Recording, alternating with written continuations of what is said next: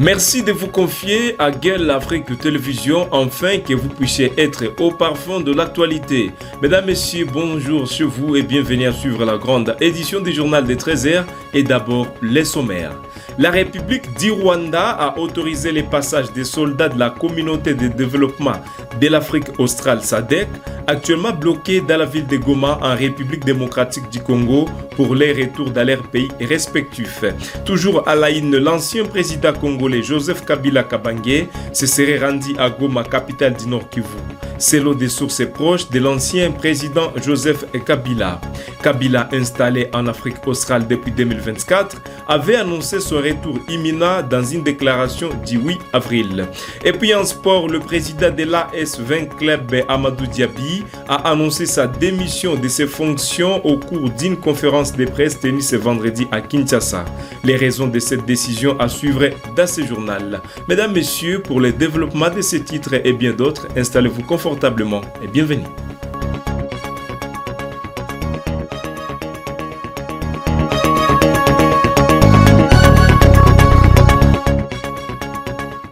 Ouvrons ce journal au Rwanda. Kigali a autorisé les passages des soldats de la communauté de développement de l'Afrique australe SADC, actuellement bloqués dans la ville de Goma en République démocratique du Congo pour les retours dans leurs pays respectifs. Le ministre rwandais des Affaires étrangères, cité par The Eastern Africa, a confirmé que le Rwanda offrira un passage sûr à ces troupes qui se trouvent actuellement dans la ville de Goma. Reportage.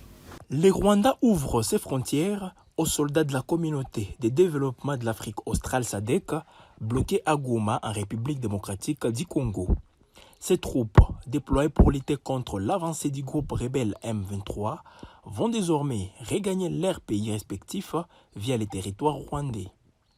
Le ministre rwandais des Affaires étrangères, cité par les médias The Eastern African, a confirmé que Kigali autoriser les passages de ces soldats. Le déploiement de la force de la SADC, composée des soldats du Malawi, de la Tanzanie et du Zimbabwe, sous commandement sud-africain, n'a pas réussi à stopper l'avancée du M23. Les rebelles contrôlent désormais des pans entiers du Nord Kivu dans sa capitale Goma. Le Rwanda avait d'ailleurs dénoncé le déploiement de la force de la SADC, accusant l'organisation de ne pas être efficace face aux rebelles. La date de départ de quelques 4000 soldats n'a pas encore été communiquée. On ne sait pas non plus qu'ils quitteront la RDC avec leur équipement. Les retraits de la SADC soulèvent des questions sur la future stratégie de lutte contre les M23 et sur le rôle que jouera le Rwanda dans la résolution du conflit. Le conflit en RDC continue de faire rage avec des conséquences dramatiques pour la population civile. Le départ de la SADC marque une nouvelle étape dans ce conflit complexe dont l'issue reste incertaine. Des négociations directes entre le gouvernement congolais et les groupes armés AFC M23 se poursuivent à Doha au Qatar, alors que des sources internes de l'AFC M23 et l'entourage de Joseph Kabila affirment que l'ancien président congolais s'est rendu à Goma vendredi 8 avril 2025. Washington intensifie ses efforts pour une désescalade. Les États-Unis d'Amérique exercent une forte pression diplomatique et économique sur Kinshasa et Kigali. Reportage. L'espoir d'un accord entre les gouvernements congolais et les groupes armés AFC M23 se fait de plus en plus présent. À Doha, les négociations se poursuivent, mais les discussions restent tendues. Alors que des sources au sein du M23 et de l'entourage de Joseph Kabila affirment que l'ancien président congolais s'est rendu à Goma vendredi dernier, Washington intensifie ses efforts pour une désescalade. Les États-Unis exercent une pression diplomatique et économique sur Kinshasa et Kigali. À Doha, les discussions se font désormais à huis clos. Les deux parties communiquent uniquement via les équipes de médiation. L'un des principaux points de blocage portait sur la nature du conflit. Le M23 insiste pour que son cas soit traité séparément du différend entre la République démocratique du Congo et la République du Rwanda, tandis que Kinshasa considère le M23 comme un relais de Kigali sur le territoire congolais. Des avancées ont toutefois été constatées avec des concessions de part et d'autre.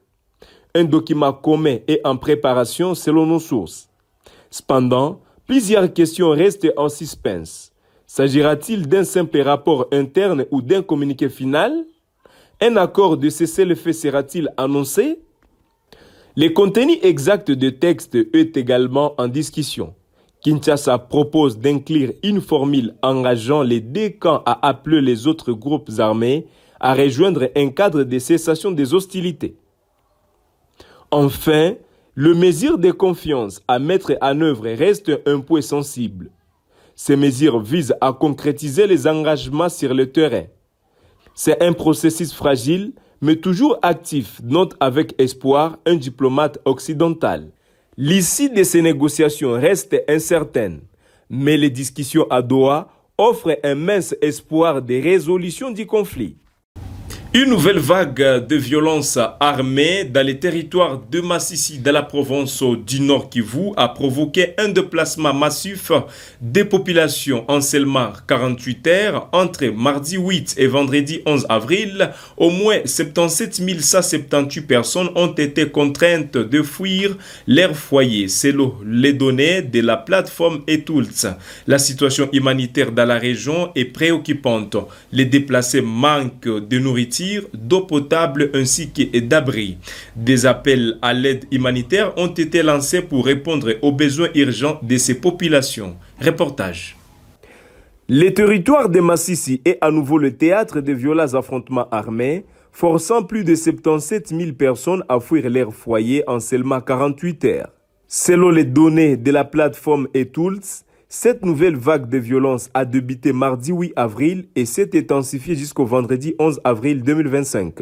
Les combats se concentrent dans les groupements Bouabo et Banyungu, dans la zone de santé de Massissi. Des groupes armés locaux s'affrontent dans un contexte de rivalité persistante pour le contrôle des territoires et des axes stratégiques, notamment Semena vers Walikale. Près de 47 000 personnes, soit environ 7 863 ménages, ont fui les villages de Mianja, Kalungu, Nyabiondo, Kahanja et Kachibere, se réfugiant dans des zones jugées plus sûres comme Luibo, Bikouché et Mouroba. Vendredi 11 avril, la situation s'est encore aggravée avec le déplacement de 30 000 autres personnes, ici de 5 000 ménages provenant des villages de Kilambo, Boulois, Boutambo et Kihuma. Certaines ont trouvé refuge à Mafuo, tandis que d'autres se sont retrouvées dans la brousse, dans des conditions de grande précarité. Cette nouvelle crise humanitaire met en rude épreuve les capacités d'assistance des organisations humanitaires déjà sur place. Le déplacé manque de nourriture, d'eau potable, d'abris et de soins médicaux. Les autorités congolaises et la communauté internationale sont appelées à prendre des mesures urgentes pour mettre fin aux violences et apporter une aide humanitaire aux populations déplacées. Revenons dans la ville touristique de Goma. L'ancien président congolais Joseph Kabila se serait rendu à Goma, capitale du Nord Kivu, selon des sources proches de l'ancien président Joseph Kabila. Kabila, installé en Afrique australe depuis 2024, avait annoncé son retour imminent dans une déclaration du 8 avril 2025. Reportage. L'ancien président congolais Joseph Kabila est au cœur de mystère. Son entourage a confirmé à Gay Afrique ce vendredi qu'il s'était rendu à Goma, capitale du Nord Kivu.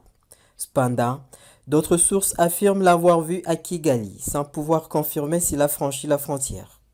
Ce retour inattendu fait suite à une déclaration du 8 avril, où Kabila annonçait son retour imminent en RDC, justifiant sa décision par la dégradation de la situation sécuritaire et de la déliquescence des institutions du pays.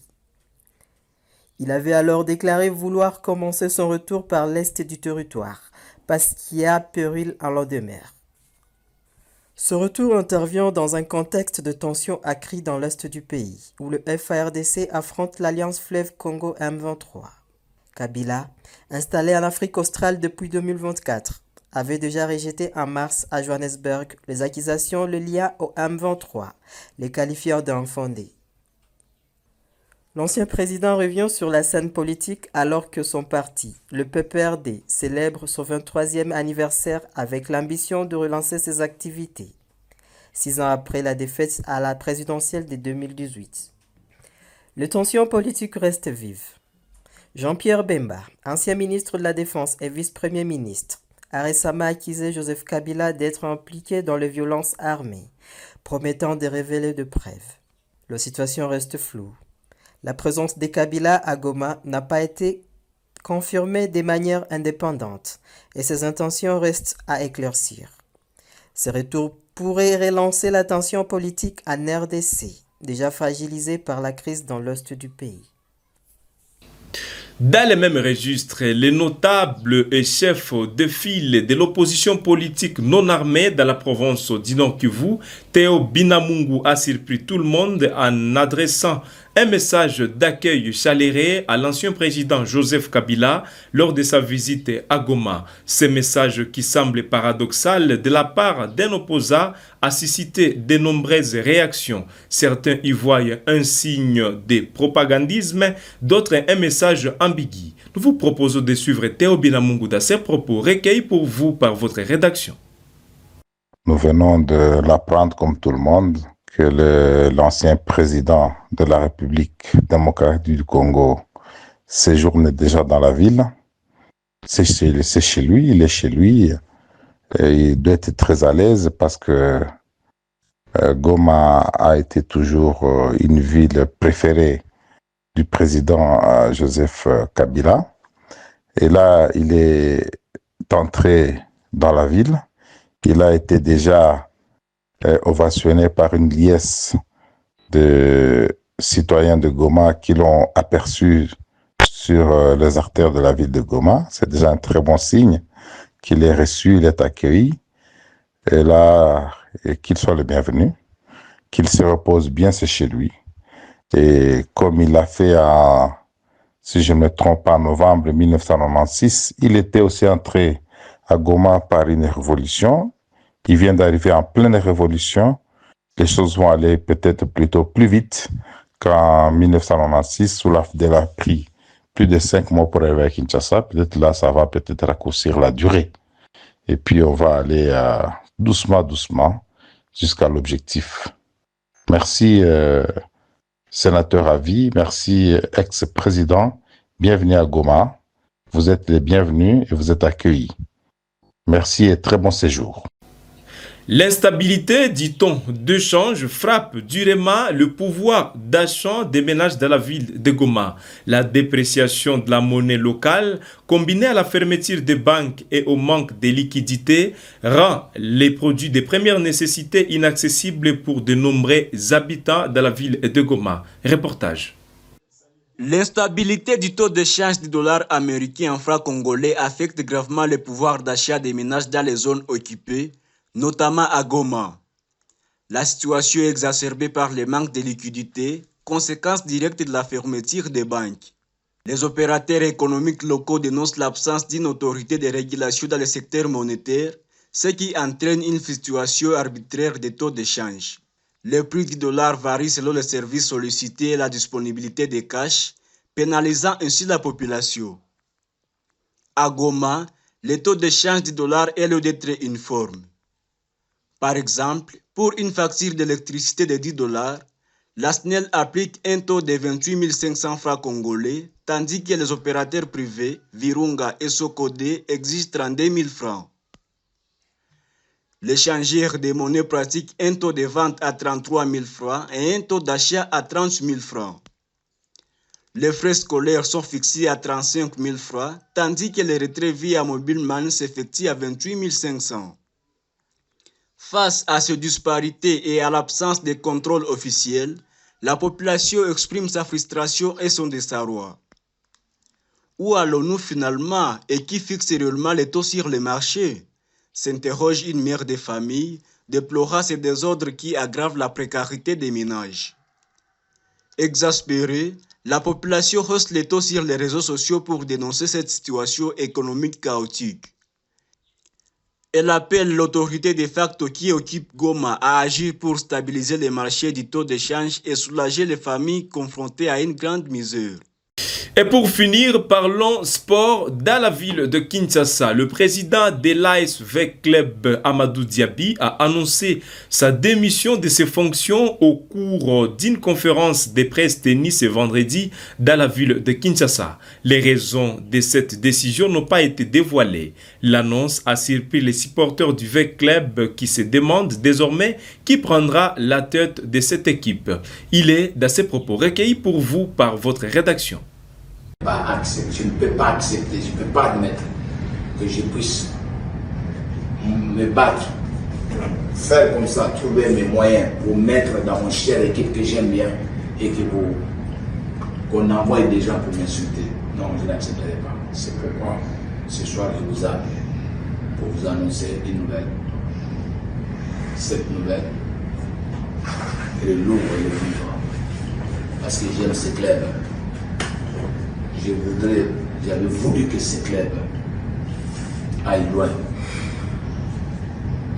et faire profiter ce club de mes réseaux internationaux, faire valoriser ce club très loin. Malheureusement, depuis que je suis dans ce club, c'est problème en problème, problème en problème. Donc, j'ai décidé aujourd'hui, et ici je vous confirme que je démissionne à la tête de la coordination de l'AS Vita Club. Avec effet immédiat à partir d'aujourd'hui, je ne suis plus le président de la coordination de l'AS Vita Club. J'ai pris Dieu de protéger mes collaborateurs. J'ai pris Dieu de protéger l'équipe que j'ai beaucoup autant aimé et que je mérite Dieu pour leur permettre de prendre la responsabilité de l'équipe, de pouvoir avancer et que je sois dans les gradins pour supporter l'équipe. Et j'exhorte la mobilisation de tous les supporters derrière l'équipe pour les playoffs. Et les joueurs, c'est des joueurs professionnels. Ils ont un contrat. Chacun doit respecter le contrat. Je pars de Vita avec les directeurs sportifs. Ici encore, j'ai fait démissionner le directeur administratif, M. Diaye, qui est à mes côtés, que j'ai fait venir, qui va partir avec moi de Vita Club.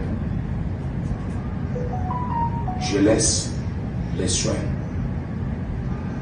la responsabilité de jeunes Congolais qui aiment son pays. Christelle Zola, il est libre de ses responsabilités, il a un contrat. Ce n'est pas à moi de le bousculer, quoi que ce soit. Mais pour l'intérêt de l'équipe, pour le climat de l'équipe que j'aime, je préfère me retirer, laisser les clubs dans les mains de ceux qui peuvent aujourd'hui conduire l'avenir de notre club. Et c'est par ici que nous mettons fin à cette édition du journal des 13h sur votre chaîne préférée. Mesdames, Messieurs, nous vous appelons à vous abonner sur votre chaîne et on se fixe un nouveau rendez-vous ce soir pour le JT de 19h pour d'autres informations.